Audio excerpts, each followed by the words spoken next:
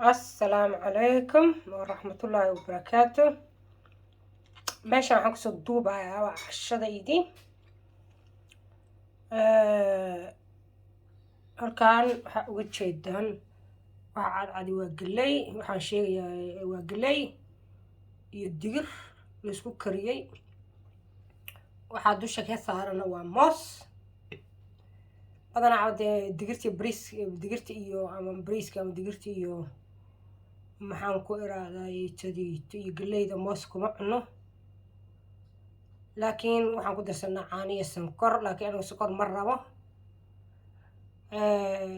mooskoo kaleeto waxa weeyaan waa sonkor badan buu leeyahay, marka mooskan ku cunaaya. sideed ahaanba soomaalidu inagu cunada bariiskii baastada iyo moos baan ku cunaa. marka halkaana waxaan ka baranaynaa in laga yaabay dad kale inay hore u sameeyeen tijaabiyeen ma garanayo, laakiin halkaana waxaan ka baranaynaa in xataa digirta iyo bariiska iyo maxay digirta iyo galeyda lagu cuni karo moos intaad ku darsan lahayd sonkor khaalisa oo maaragtay sonkor kuu keeni iyo cudurro kuu keeni kara. waxa weeye galeydu dadkii waddankeena joogay hadda galeydii waa iska daayeen, waa ka faanaan. waxay ku leeyihiin qaar dhifa ma aha, waxay ku leeyihiin galey baan cunaa, galeyda xoolaha la siiyaa. waxay cunayaan bariis iyo baasto. waxa badanna muxuu haytay galeyda baa ka nafaqa badan, digirta nafaqa badan. galeydu waxa weeye bariiska iyo maxay baastada waa ka fiicanta, iyadoo nafaqa miiran weeye. marka galeydaas iyo maaragtay digirtuna hadda waxay leedahay borotiin bay leedahay maasha allah weeye. muruqyada waxay kaaga dhigaysaa kaala iska arag, jirka kuu dhisaysaa, waa nafaqo miiran weeye, waa maasha allah. mooska xabad baa laga cunaa, moos maanta ma cuno, marka xabaddeedii mooska wataasaya. maalin kastana moos ma cuno, marmar baan cunaa. mooskina waa kaasaya, caanihii waa kuwaasaya, caanahaasaan ku cabaya insha allah. maanta labadayda xabo ukuntahayd weli ma cunin, waqtaan u waayey, marka waxaan rabaa waa kana haddaa cunaya.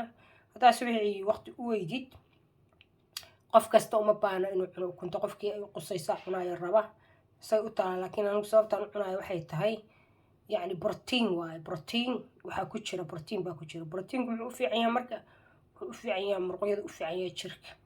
waxa weeyaan muruqu oo reerka naga koreeya wax qasaya wax dhisaya. waxa weeye borotiinku wuxuu sameynayaa muruqa jirku dhisa, yani macnaha maadaama jirkeenu sal wax la yiraahdo ka wada kooban yahay yaryariisa inaan arki karinin, wuxuu u baahan tahay inay salshana waa kala qaybsantaa oo unug baa la yirahdaa mise sal waxa saas la yiraahdaa. marka way qaybsantaa. marka haddii aysan helinin maaragtay borotiinkii ay ku dhisi lahayd, adigu waada guri adigoo dhisaya oo dhismo fiican aadan haysan, maxaad ku dhisaysaa? qofka jirkiisu intaa waa dhismaya, intaa waa samaysmaya, intaa waa haysmaya, intaas jirkeenu waa kala qaybsamaya. maqaarka waxa weeyaan aad arkaysid waxaa dhimanaya qaar jirka waa dhimanaya, qaarna waxa weeyaan waa samaysmaya, qaar cusub baa samaysmaya. marka jirkaaga waa warshad weeye, intaa samays ku jira. qaarna waa gubanayaa oo waa salki duqoobay, waa gubanayaa, cimri buu leeyahay kugu jiro jasgaraysan oo DNA-ooday ku jirtaa.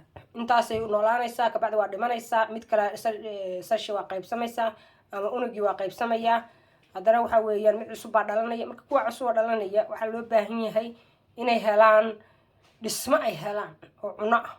cunadana waa borotiinku aad buu muhiim u yahay, waa borotiinka wey waxay ku dhismayaan oo ku kala waxaysay ku kala qaybsanayaan. markaas dee waxa weeyaan waa kaasaya borotiin. digirta waxaa ku jira borotiin baa ku jira. dadka digirta ku caaya reer koonfureedka yirahda digiray cunaan, ama dadkan maaragtay gobolada dhexe dega qaarkood dega ku caaya. digirta aad bay muhiim u tahay, borotiin ay leedahay, waa muhiim, cuno wanaagsan weeye. galeydu cuno wanaagsan weeye, ukuntu waa wanaagsan tahay. caanahaas hadee waxa weeye nafaqana waayin, calciumkina waa ka helaysaa. haddii cunada waa nafaqooyinka ku jira mar video gaaran uga hadlayaa. waxaan ku daray xoogaa saliidaas oo saliidii maaragtay saytuunka ahayd baan ku daray.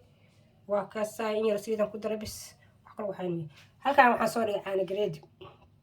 waxaa jirta caruur maaragtay aan saa u korin oo koriinkoodu daciif yahay oo ma fahamtay oo maaragtay uusan sidaa u korinin.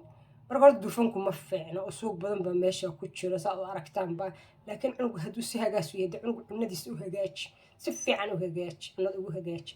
kabacdina waxaad ugu daraysaa qaado keli ah maaha baa caanaha ugu daraysaa qaadada maaragtay cunada lagu cuno qaadadaas soo jeedid muggeed oo caana gareeda ah baad caanaha caadiga ugu dhex qaldaysaa ciyaalka caana gareedaha badanaa ma jecla laakiin ugu dhex qaldaysaa intii ayaan xoogaa ah baad ugu wadaysaa marka waxay siinaysaa nafaqay siinaysaa sida kale dadka waayeelka ah oo maaragtay aan cunada cuninin cunada ku xun waxa weeye waxaad ugu daraysaa maaragtay qaadadaas waa ugu dari kadhaa laftigeeda iyada maalin kasta ma marmar ugu dar telefoon baa ii soo garay assalaamu calaykum waraxmatullaahi wabarakaatu